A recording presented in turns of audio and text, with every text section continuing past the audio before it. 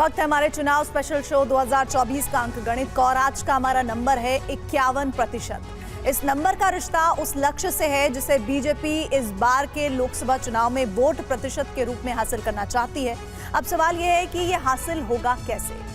क्या इसी मकसद के लिए नरेंद्र मोदी ने कांग्रेस के घोषणा पत्र और पूर्व प्रधानमंत्री मनमोहन सिंह के बयान का हवाला देकर विपक्ष को मुस्लिम परस्त बता रहे हैं? सवाल यह भी है कि क्या वाकई कांग्रेस ने सत्ता में आने पर संपत्ति का सर्वे कर उसे मुसलमानों में बांटने का वादा किया है, या फिर प्रधानमंत्री नरेंद्र मोदी का दावा सिर्फ चुनावी है? आइए आपको पूरा सच और इसका अंकगणित दिखाते हैं।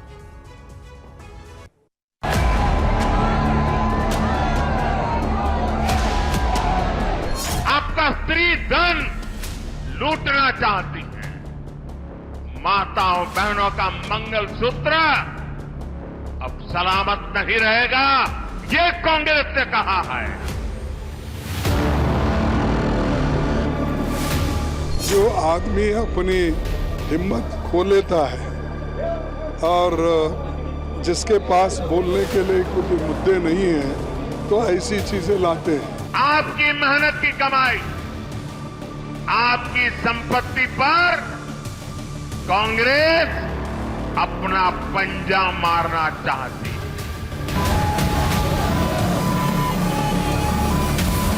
इसके बाद हम फाइनेंशियल और इंस्टीट्यूशनल सर्वे करेंगे। ये पता लगाएंगे कि हिंदुस्तान का धन किसके हाथों में है, कौन से वर्ग के हाथ में है।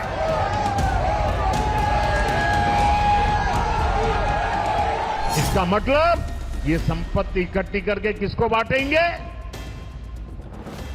जिनके ज्यादा बच्चे हैं उनको बांटेंगे। घुसपैठियों को बांटेंगे। जाकर बीजेपी के लोग बड़ी बड़ी बातें करते हैं।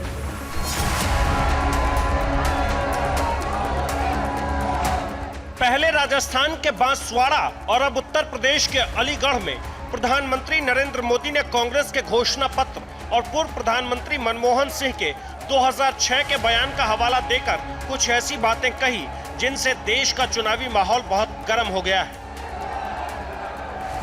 सबसे पहले अलीगढ़ में प्रधानमंत्री मोदी का कांग्रेस पर सबसे नया जुबानी हमला देखिए। आपका स्त्री धन लूटना चाहती है, माताओं बहनों का मंगलसूत्र अब सलामत नहीं रहेगा, ये कांग्रेस ने कहा है।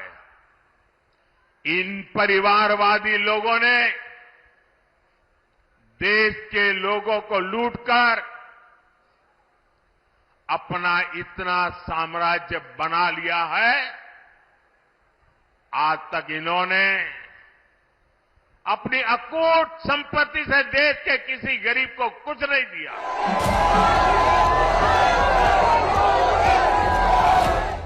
अलीगढ़ से करीब 850 किलोमीटर दूर राजस्थान के बांसवाड़ा में भी उन्होंने एक दिन पहले भी ऐसी ही बात कही।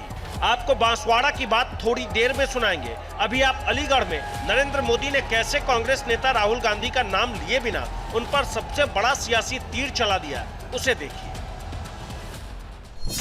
कांग्रेस के शहजादे का कहना है कि उनकी सरकार आई तो कौन कितना कमाता है, किसके पास कितनी प्रॉपर्टी है, किसके पास कितना धन है, किसके पास कितने मकान है, उसकी जांच कराएंगे। इतना ही नहीं, वो आगे कहते हैं कि ये जो संपत्ति है उनको सरकार अपने कब्जे में लेकर उसको सबको बांट देगी।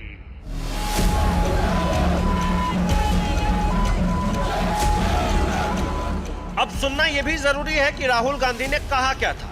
क्या सचमुच उन्होंने ऐसी बात कही थी जो 2024 के चुनाव में बीजेपी के अब की बार 400 पार वाले नारे को नई उड़ान दे सकती है? इसके बाद हम फाइनेंशियल और इंस्टीट्यूशनल सर्वे करेंगे। ये पता लगाएंगे कि हिंदुस्तान का धन किसके हाथों में है, कौन से वर्ग के हाथ में है। और इस ऐतिहासिक कदम के बाद हम क्रांतिकारी काम शुरू करेंगे। जो आपका हक बनता है वो हम आपके लिए आपको देने का काम करेंगे। प्रधानमंत्री मोदी ने इस बार बीजेपी के लिए 51% वोट और 370 सीट तो एनडीए के लिए 400 पार का लक्ष्य तय किया है।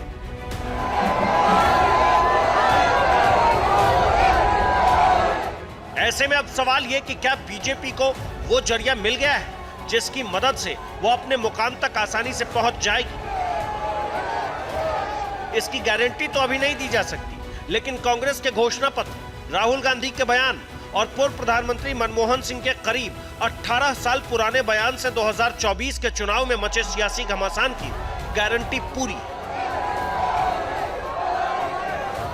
तभी तो प्रधानमंत्री ने बांसवाड़ा के बाद अलीगढ़ में भी कांग्रेस के खिलाफ ऐसा नैरेटिव गढ़ा जो राजनीति के जानकारों के मुताबिक बीजेपी के वोट और सीट के अंकगणित में उछाल का सबब बन सकता है।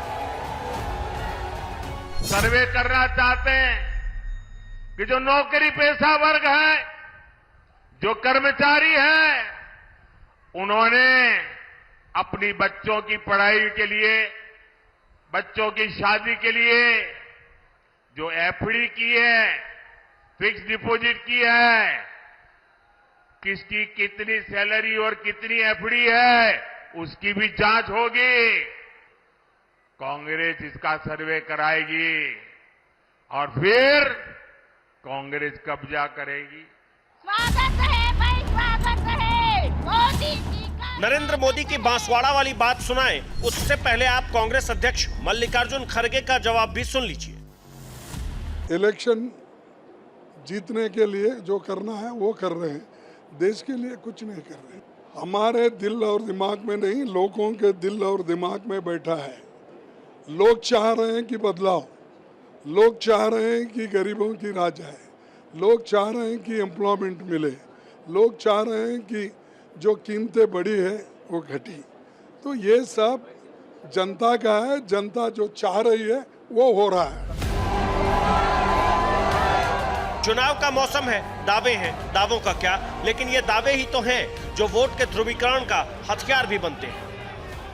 बीजेपी का नारा है अब की बार 400 पार, तो विपक्षी गठबंधन बीजेपी के लिए अब की बार 400 पर हार के दावे कर रही है। लेकिन सच ये है कि प्रधानमंत्री नरेंद्र मोदी को विपक्ष के दावों को बेदम करने की राजनीति में महारत हासिल है। ऐसे में पहले चरण के चुनाव के बाद उन्होंने लोगों की संपत्ति पर कांग्रेस की बुरी नजर का नैरेटिव गढ़कर ऐसा दाव चला है जिसका असर 4 जून के नतीजों में भी दिख सकता है। पीएम मोदी ने बांसवाड़ा में कैसे पूर्व प्रधानमंत्री मनमोहन सिंह के बयान का हवाला देकर सियासी मिसाइल दागी, पहले उसे देखिए, फिर आपको 2006 का वो बयान भी सुनाएंगे जो 18 साल बाद फिर से सुर्खियों में है। गोल ले लेंगे, सबको वितरित कर देंगे।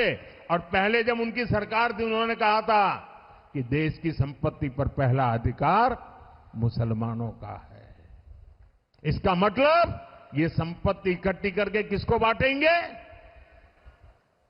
जिनके ज्यादा बच्चे हैं उनको बांटेंगे।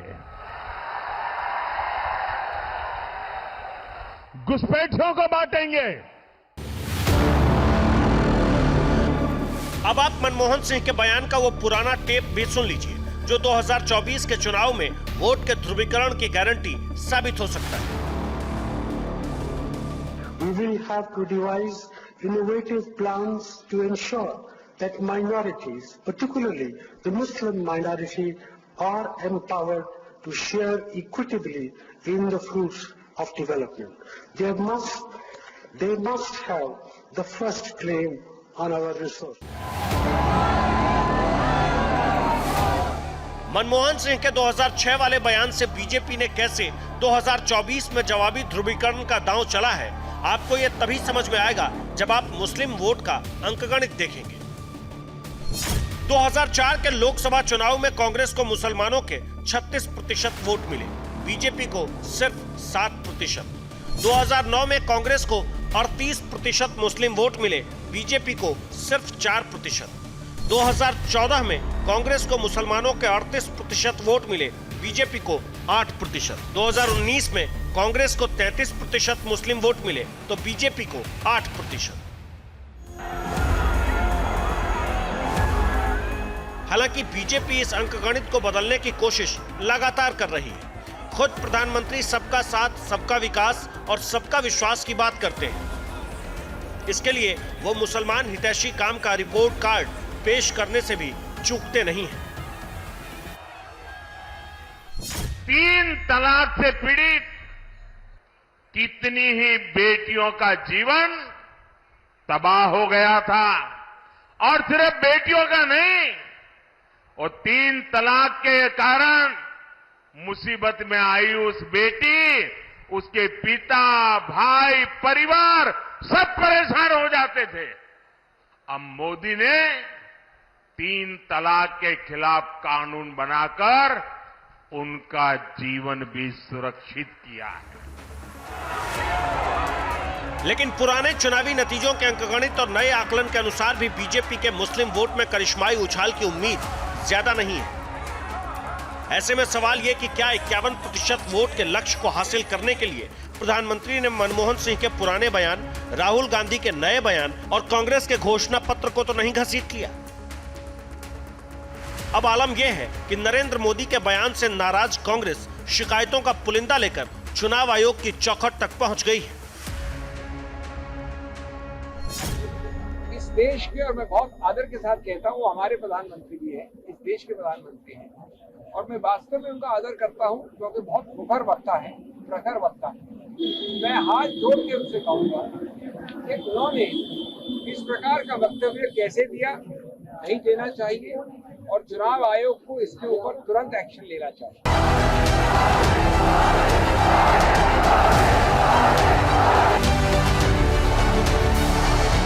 यानी कांग्रेस ने प्रधानमंत्री के बयान की बुनियाद पर चुनाव में हिंदू मुसलमान करने की शिकायत की, तो बीजेपी ने भी राहुल गांधी पर उत्तर दक्षिण के बंटवारे का आरोप लगाते हुए चुनाव आयोग से उन पर कार्रवाई की गुहार लगाई। कांग्रेस मनमोहन सिंह के पुराने बयान, राहुल गांधी के नए बयान और पार्टी के घोषणा पत्र का हवाला देकर प्रधानमंत्री नरेंद्र मोदी पर झूठ बोलने का आरोप लगा रही है। इतना ही नहीं, कांग्रेस ने बीजेपी को उसके घोषणा पत्र में कहीं भी मुसलमान शब्द का जिक्र साबित करने की चुनौती भी दी है। युवा कांग्रेस अध्यक्ष बीवी श्रीनिवास ने तो इस चुनौती के अगले चरण में बीजेपी नेताओं को पार्टी का घोषणा पत्र भी डाक से भेजा है। कांग्रेस के नेता एक सुर में प्रधानमंत्री पर झूठ बोलने का आरोप लगा रहे हैं। This is quite unfortunate. He is lying everything. He is misquoting, entirely misquoting the Congress manifesto. That is why we decided to send the manifesto from all over India to PMO. Congress के इस आरोप का जवाब गृह मंत्री अमित शाह ने दिया। उन्होंने छत्तीसगढ़ के कांकेर की चुनावी रैली में कैसे कांग्रेस पर जवाबी हमला किया, जरा सुनिए।